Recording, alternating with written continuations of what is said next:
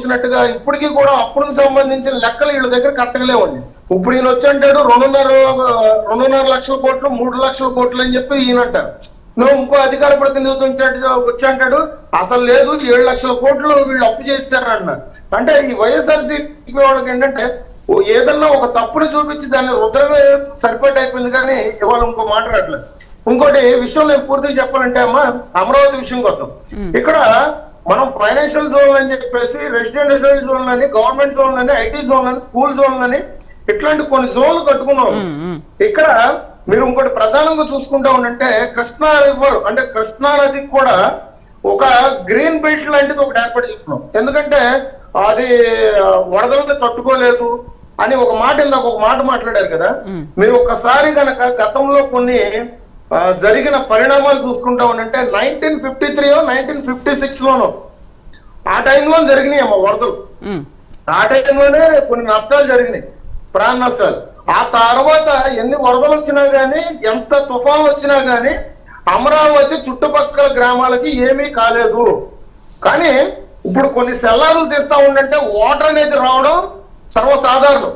దాన్ని మోటార్లు పెట్టి వాళ్ళు తీయడం అనేది ఇవాళ సరిపాటి. ఇవాళ ఒక సెల్లార్ ఉంటే ఒక బహుళ అంతస్తుల బిల్డింగ్ ఏమైనా కడతలా గానీ సెల్లార్లు తీస్తుంటేనే వాటర్ వస్తున్న పరిస్థితి.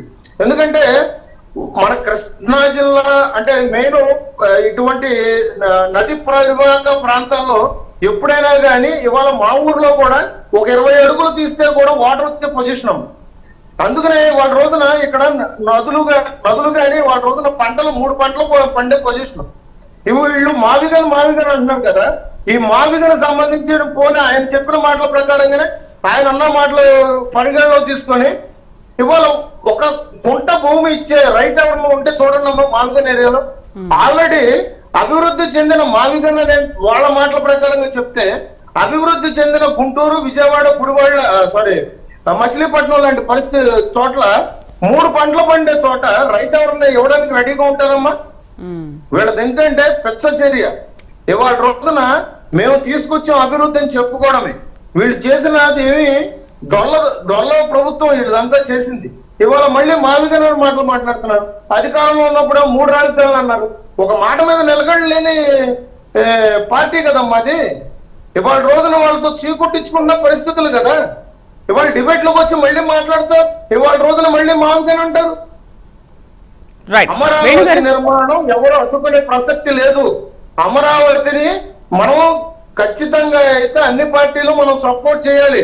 ఇవాళ మేము చెప్పినట్టుగా మా సవాల్ని స్వీకరిస్తే కనుక ఆయన టీడీపీ అధికార ప్రతినిధి గారు ఎక్కడో అబ్రాడ్ లో ఉంటారు. ఆ సవాల్ని స్వీకరించమంటే చెమ్మపరెడ్డిని నేను తీసుకెళ్తాను. నేను మా ఊర్లోనే ఉన్నాను, నేను తీసుకెళ్లి నేను చూపిస్తాను.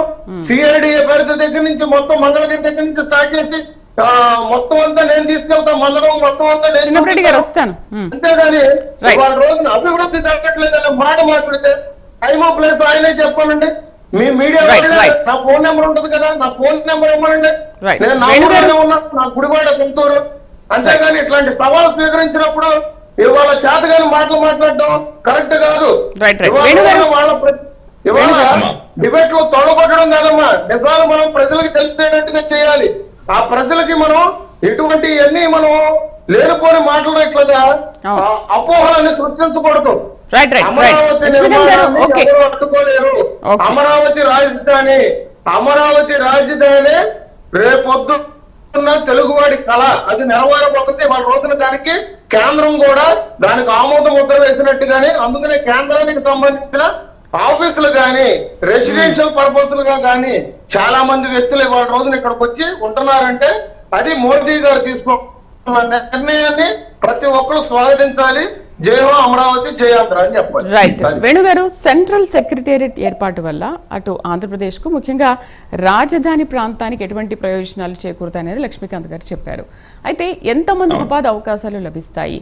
దాదాపు ఇది పూర్తవడానికి ఒక 4 ఏళ్లు పడుతుందని అంటున్నారు కదా. నిజంగా 4 ఏళ్ల తర్వాత మీ ప్రభుత్వం ఉంటుందా? ఖచ్చితంగా ఈ రోజు 2029లో మళ్ళీ అధికారంలోకి వచ్చేది కూడా కూటమి ప్రభుత్వం, తెలుగుదేశం పార్టీ. దాంట్లో ఖచ్చితంగా డౌటే లేదు. దాంట్లో మీరు మొహమాట పడేది లేదు. ప్రజలందరూ కూడా ఈ రోజు ముక్త కంఠంతో అదే మాట మీద ఉన్నారు ఈ రోజు. ఎందుకంటే డెవలప్మెంట్ అనేది ఏదైతే అమరావతిలో జరుగుతుందో అది కంటిన్యూ అవ్వాలి అంటే స్టేబుల్ గవర్నమెంట్ అనేది చాలా ఇంపార్టెంట్.